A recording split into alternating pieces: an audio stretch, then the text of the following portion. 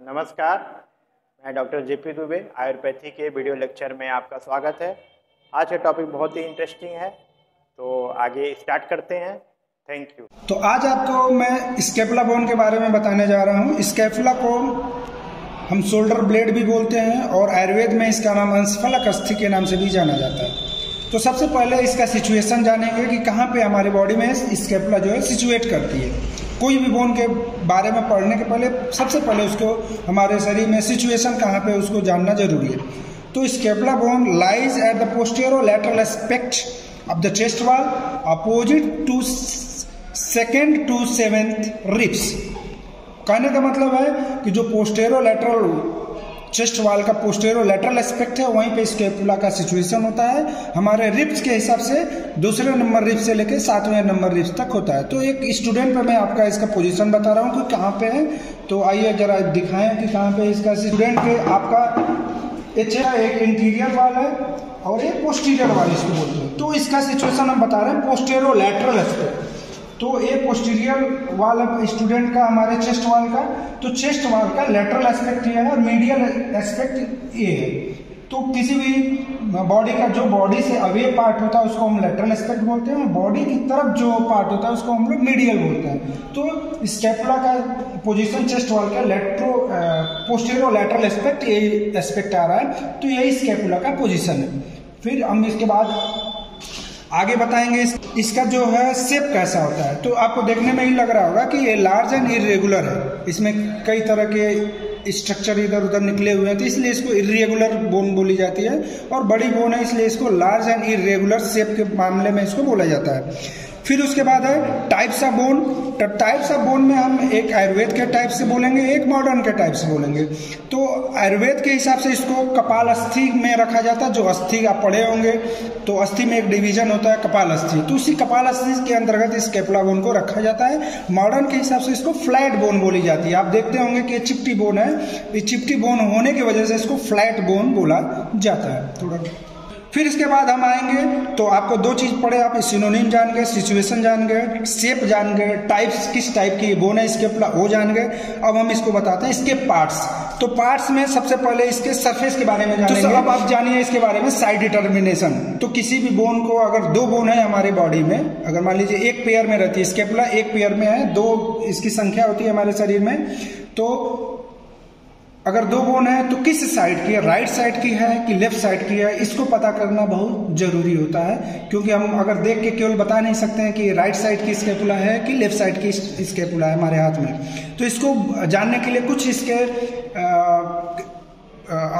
Part हैं, उस part के जानने के बाद हम बता सकते हैं कि राइट साइड की बोन है कि लेफ्ट साइड की बोन है। तो सबसे पहले साइड डिटर्मिनेशन में हम लोग इसमें देखते हैं कि glenoid cavity at the lateral side. तो ग्लिनोइड कैविटी कहाँ पे है सबसे पहले पता करना है। वो हमेशा लेटरल साइड में ही होती है। तो एक कैविटी जो दिख रही है हमारे हाथ में, इसी को बोलते हैं ग्लिनोइड कैविटी। इसको क्या बोलते हैं? ग्लिनोइड कैविटी, जो हमेशा लेटरल साइड में ही रहती है। फिर दूसरा इसका डार्सल सरफेस बियरिंग ए स्पाइन। जो इसका डार्सल सरफेस है, दो सरफेस दिख रहा है, एक ये सरफेस और एक सरफेस ये दिख रहा है। तो दोनों सरफेस में एक सरफेस पे स्पाइन दिख रही है, तो इसका मतलब कि डार्सल सरफेस बियरिंग ए स्पाइन, मतलब ये सरफेस जो है वो डार्सल सरफेस है। फिर तीसरा है कास्टल सरफेस इज कनकेव।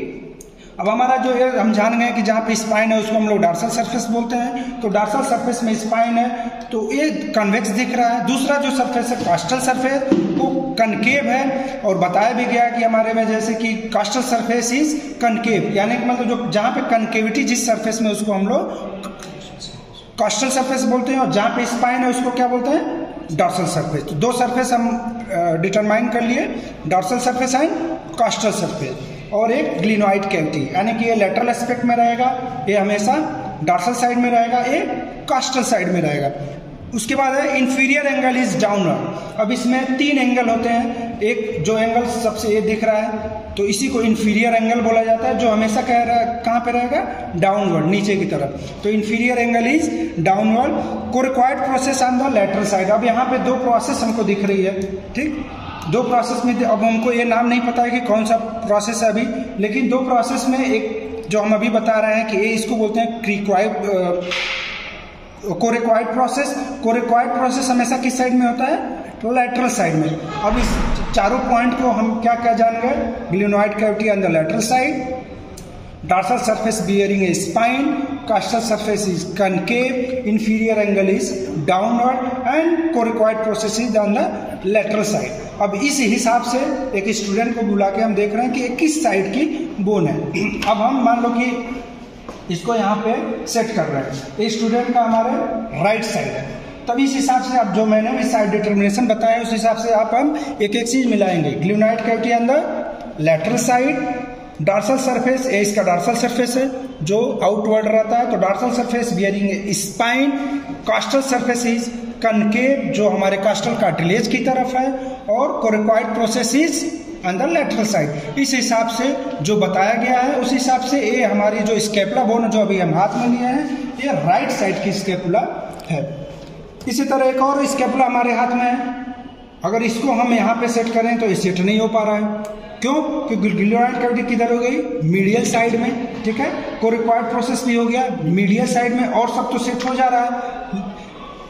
अगर इसको हम यहाँ पे लेफ्ट साइड में रख रहे हैं तो यहाँ पे देखिए लेफ्ट साइड में ये सेट हो जा रहा है जो हमको बताया गया। Glenoid cavity on the lateral side, coracoid process lateral side, inferior angle downward, dorsal surface bearing spine, coracoid process और कॉस्टल सरफेस इज कनकेव। तो इस हिसाब से ये लेफ्ट साइड की स्केपुला है हमारे हाथ में जो लेफ्ट हैंड में है, और राइट हैंड में जो स्केपुला है वो राइट साइड में। तो ये हमारा साइड डिटर्मिनेशन, इसमें कंफ्यूजन बहुत ज्यादा होता है, तो इस कंफ्यूजन को आप लोग कभी दिमाग में न पालिए। ठीक, अब आपको एक एक स्ट्रक्चर के बारे में स्केपुला के बताने जा रहा हूँ। सबसे पहले सरफेस, तो सरफेस में सबसे पहले कास्टल सरफेस के बारे में आप जानिए। तो कास्टल सरफेस जैसा बताया गया है कि कास्टल surface faces forward and medially, हमेशा फॉरवर्ड आगे की तरफ रहता है और मीडियली, जैसे बॉडी की आगे की तरफ रहेगा और मीडियल का मतलब बॉडी की तरफ रहेगा। तो फॉरवर्ड एंड मीडियली ये इसका जो कास्टल सरफेस है, अगर ऐसे हम इसको रख रहे हैं तो ये हमारा जो स्टूडेंट है, स्टूडेंट के फॉरवर्ड ये है, इसका बैकवर्ड ये है। तो जो कास्टल सरफेस का मूवमेंट है वो किधर है? फॉरवर्ड। ठीक, और ये बॉडी की तरफ है इसलिए इसको बोलेंगे मीडियली, और अगर बॉडी से अवे रहता है तो इसको बोलते हैं लेटरली। तो बॉडी की तरफ है तो इसलिए मीडियली, फॉरवर्ड है इसके आगे की तरफ तो इसलिए फॉरवर्ड एंड मीडियली होता है कास्टल सरफेस। और it is concave and hollowed. कैसा होता है? Concave and hollow. कनकेविटी इसमें दिख रही है आप लोगों को, जैसे कनकेव का मतलब जहाँ पे थोड़ा सा कनकेव हो, और हालो का मतलब थोड़ा सा यहाँ खाली स्पेस है, तो कॉन्केव एंड हालो होता है कॉल्ड द। और इसका एक और नाम है कनकेविटी और हालो की वजह से इसको सब स्कैपुलर फोसा भी बोलते हैं। क्या बोलते हैं इसको? सब स्कैपुलर फोसा। कास्टल सरफेस के बारे में सबसे पहले बता रहे हैं। तो कास्टल surface faces forward and medially, जो फॉरवर्ड और मीडियली का मतलब आगे की तरफ इसका मूवमेंट रहेगा, और मीडियली मतलब बॉडी की तरफ रहेगा। जैसे मैं आपको दिखाने जा रहा हूँ कि स्टूडेंट पे फॉरवर्ड और मीडियली का मतलब क्या है। फॉरवर्ड और मीडियली, ये इसका फॉरवर्ड है, स्टूडेंट का इसको फॉरवर्ड बोलेंगे, और मीडियली का मतलब ये स्टूडेंट की तरफ है। अगर ये दूर रहता है तो इसको बोलते हैं लैटरल, लेकिन स्टूडेंट की तरफ है इसका मूवमेंट किसका? कास्टल सरफेस का, तो इसको बोलेंगे मीडियली। और फॉरवर्ड इसलिए बोलेंगे कि हमारे फेस की तरफ है इसका मूवमेंट, तो इसलिए कास्टल सरफेस का मूवमेंट कैसा होता है? फॉरवर्ड आगे की तरफ, और मीडियली बॉडी की तरफ। ठीक, it is concave and hollow, और इसका कैसा है? कनकेव है और हॉलो है, इसीलिए इसको सब स्कैपुलर फोसा के नाम से भी जाना जाता है। तो कास्टल सरफेस को सब स्कैपुलर फोसा के नाम से भी जानते हैं। It has a strong rounded reach near the lateral border. ये इसका ग्लिनोइड कैविटी है, तो ग्लिनोइड कैविटी की तरफ जो बॉर्डर है इसको लेटरल बॉर्डर बोलते हैं। तो लेटरल बॉर्डर की तरफ एक रीज है, राउंडेड रीज है, जो दिख रही है राउंडेड रीज है। तो ये है क्या? It has a strong rounded ridge near the lateral border. एक कास्टल सरफेस की स्पेशलिटी है, इट बियर्स 3 और 4 ऑब्लिक रीज।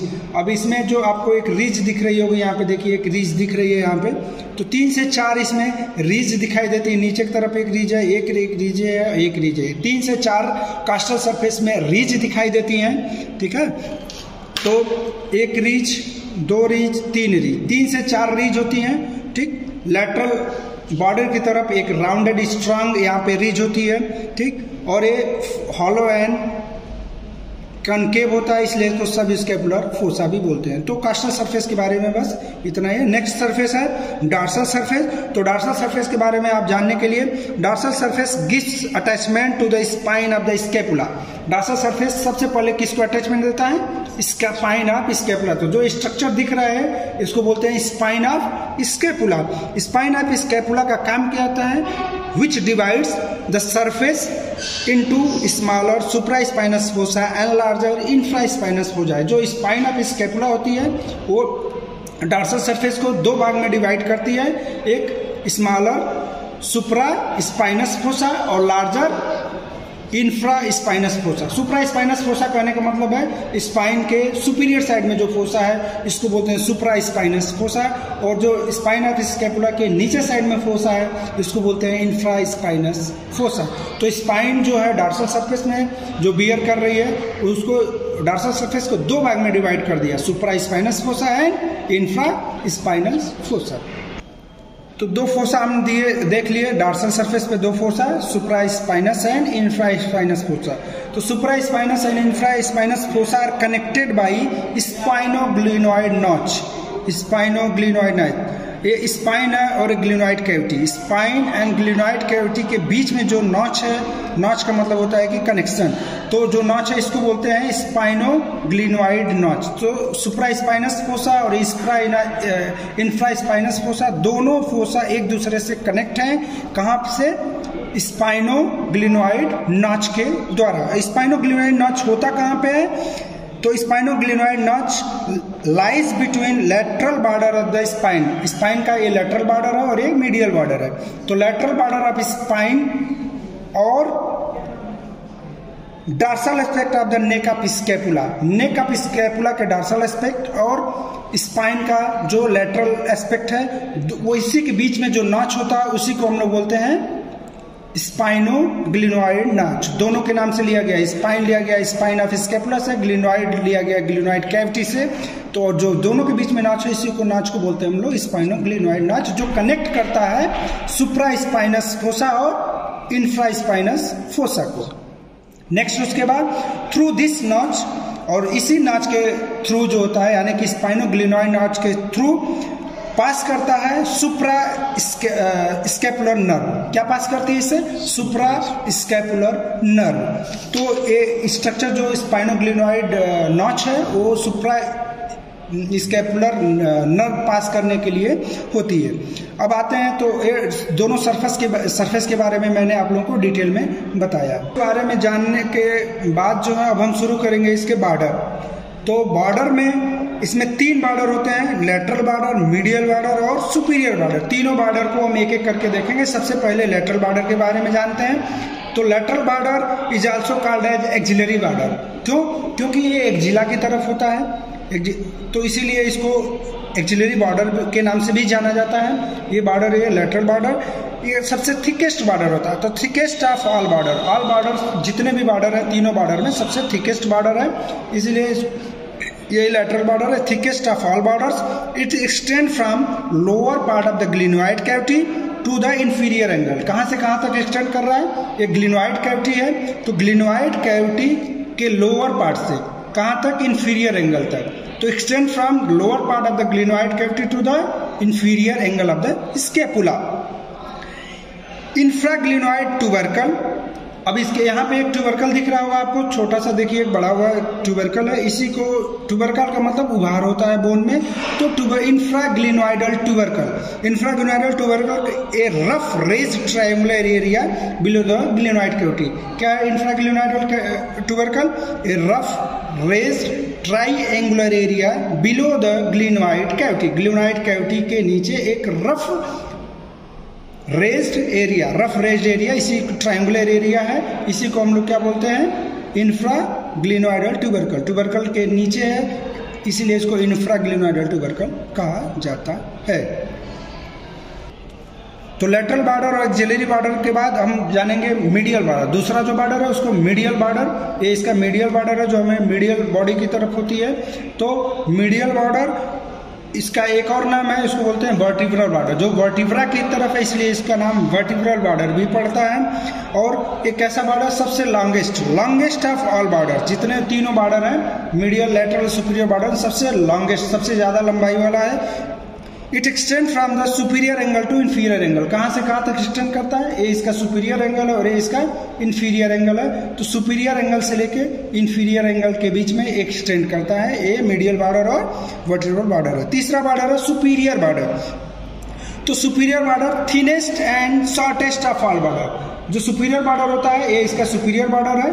तो superior border thinnest and shortest, सबसे ज्यादा पतला और ब्लेड की तरह होता है पतला, और क्या होता है शॉर्टेस्ट, सबसे छोटा, लेटरल और मीडियल दोनों बॉर्डर से सबसे छोटा होता है, इसलिए thinnest and shortest of all border. It extend from superior angle to the supra scapular notch, कहां से कहां तक एक्सटेंड करता है, सुपीरियर एंगल, ये इसका सुपीरियर एंगल है, सुपीरियर एंगल से लेके सुप्रा स्केपुलर नॉच, ये जो नॉच है इसको बोलते हैं सुप्रा स्केपुलर नॉच। तो कहां से कहां तक एक्सटेंड करता है, सुपीरियर एंगल से लेके सुप्रा स्केपुलर नॉच तक ये एक्सटेंड करता है, कौन सा, सुपीरियर बॉर्डर। और सुपीरियर बॉर्डर की स्पेशलिटी क्या है, thinnest and shortest of all border. All border का मतलब मीडियल और लेटरल बॉर्डर जो स्केपुला में है। अब आइए अब स्केपुला बोन के एंगल के बारे में जानेंगे। तो एंगल में इसमें 3 एंगल हैं, एक सुपीरियर एंगल, इंफीरियर एंगल और लैटरल एंगल। तो सुपीरियर एंगल के सबसे पहले जानते हैं कि कहाँ पे है ये स्केपुला बोन में। तो ये जो हमारी पेन की टिप है इसी को क्या बोलते हैं, सुपीरियर एंगल। और सुपीरियर एंगल लाइज किसके किसके बीच में करता है, it is the junction of superior and medial border. किसका जंक्शन है, ये मीडियल बॉर्डर है और ये सुपीरियर बॉर्डर है। तो सुपीरियर बॉर्डर और मीडियल बॉर्डर का जो जंक्शन होता है उसी को हम लोग क्या बोलते हैं, superior angle. Inferior angle lies, inferior angle ये है और किसके भी कहां पे लाइज करता है, it is the junction of lateral border and medial border. तो इंफीरियर एंगल कहां पे लाइज करता है, लैटरल बॉर्डर और मीडियल बॉर्डर के जंक्शन पे। सुपीरियर एंगल कहां पे लाइज करता है, सुपीरियर बॉर्डर और मीडियल बॉर्डर के जंक्शन पे। और तीसरा बॉर्डर है, 2 एंगल हमने बता दिया, सुपीरियर एंगल और इंफीरियर एंगल। अब तीसरा एंगल है लेटरल एंगल। लेटरल एंगल को हम लोग ग्लिनोइड एंगल भी बोलते हैं, क्योंकि इसी लेटरल एंगल पे ग्लिनोइड कैविटी जो है सिचुएटेड होती है। तो ग्लिनोइड कैविटी के वजह से इसको ग्लिनोइड एंगल भी बोला जाता है। और bears the glenoid cavity which articulates with the head of humerus. तो जो लेटरल एंगल है वो क्या बियर करती है, ग्लिनोइड कैविटी, जो आर्टिकुलेट करती है किससे, हेड ऑफ ह्यूमरस से, और शोल्डर जॉइंट का फॉर्मेशन करती है। At the head of the scapula, तो जो लेटरल एंगल है ये ग्लिनोइड कैविटी स्पेशलिटी है, इसीलिए इसको हेड ऑफ स्केपुला के नाम से भी इसको जाना जाता है। Next, neck is the constricted part of the adjoining the head. आप जानते होंगे कि हेड के बाद जो कंस्ट्रिक्टेड पार्ट होता है उसको नेक बोलते हैं। तो जो ग्लिनोइड कैविटी है, ग्लिनोइड कैविटी के बाद एक कंस्ट्रिक्टेड पार्ट है, इसको नेक ऑफ स्केपुला भी बोला जाता है। और ग्लिनोइड कैविटी को हेड ऑफ स्केपुला भी बोलते हैं। और जो उसके बाद जो कंस्ट्रिक्टेड पार्ट है इसको नेक ऑफ स्केपुला भी बोलते हैं। और जस्ट इसी के ऊपर एक ट्यूबरकल दिख रहा है ग्लिनोइड कैविटी के ऊपर, इसको बोलते हैं सुप्रा ग्लिनोइड ट्यूबरकल। एक मैंने अपनी इंफ्रा ग्लिनोइड ट्यूबरकल भी आपको बताया था, ग्लिनोइड कैविटी के जस्ट नीचे लेटरल बॉर्डर पे ट्रायंगुलर रफ रेज्ड एरिया, इसको इंफ्रा ग्लिनोइड ट्यूबरकल बोलते हैं। ग्लिनोइड कैविटी के ऊपर एक एरिया है ट्यूबरकल, एक रेज्ड एरिया, इसको बोलते हैं सुप्रा ग्लिनोइड ट्यूबरकल। नेक्स्ट अब आप इसके प्रोसेस के बारे में जानते हैं, शुरू करते हैं। तो प्रोसेस में सबसे पहले स्पाइन ऑफ स्केपुला, ये भी एक प्रोसेस है। तो स्पाइन ऑफ स्केपुला के बारे में पहले मैं बता चुका हूँ, फिर से मैं बता रहा हूँ। It is a self like projection on the upper part of the dorsal surface of the scapula. Dorsal surface scapula के पे एक सेल्फ लाइक प्रोजेक्शन है, इसी को हम लोग बोलते हैं स्पाइन ऑफ स्केपुला। दूसरा है process acromion process. Acromion process क्या है, acromion process arises nearly lateral end of the spine and project forward. Arises nearing the lateral aspect of the spine. Spine का जो लेटरल एस्पेक्ट है, spine का glenoid की cavity की तरफ जो एस्पेक्ट है इसको लेटरल एस्पेक्ट बोलते हैं। इसी लेटरल एस्पेक्ट ऑफ स्पाइन की तरफ जो रेस्ट एरिया है इसी को हम लोग बोलते हैं एक्रोमियन प्रोसेस ऑफ स्केपुला। तीसरा प्रोसेस है कोरेकॉइड प्रोसेस। तो कोरेकॉइड प्रोसेस के बारे में जानते हैं। Arises from the upper part of the head of the scapula, यानी कि जो ग्लिनॉइड कैविटी के ऊपर की तरफ, ग्लिनॉइड कैविटी के ऊपर की तरफ जो रेस्ड एरिया है उसी को हम लोग बोलते हैं कोरेकॉइड प्रोसेस ऑफ स्केपुला। तो 3 प्रोसेस हम देखें। स्पाइन ऑफ स्केपुला एक प्रोसेस है, एक क्रोमियन प्रोसेस एक प्रोसेस है और एक कोरेकॉइड प्रोसेस। तो ये 3 प्रोसेस होते हैं स्केपुला बोन में। तो ये आपके मैंने स्केपुला बोन के में बताया, इसमें सरफेस बताया मैंने, ठीक है, इसमें आपको प्रोसेस बताया, एंगल बताया, ठीक है। सारा कुछ बताने के बाद अब मैं बताने जा रहा हूँ इसमें अप्लाइड एस्पेक्ट ऑफ स्केपुला। तो अप्लाइड एस्पेक्ट ऑफ स्केपुला में सबसे पहले है paralysis of the serratus anterior muscle. Serratus anterior muscle जो अटैच होती है किससे, स्केपुला बोन से, अगर उसमें पैरालिसिस होती है तो एक डिजीज होती है, उसको बोलते हैं विंगिंग ऑफ स्केपुला।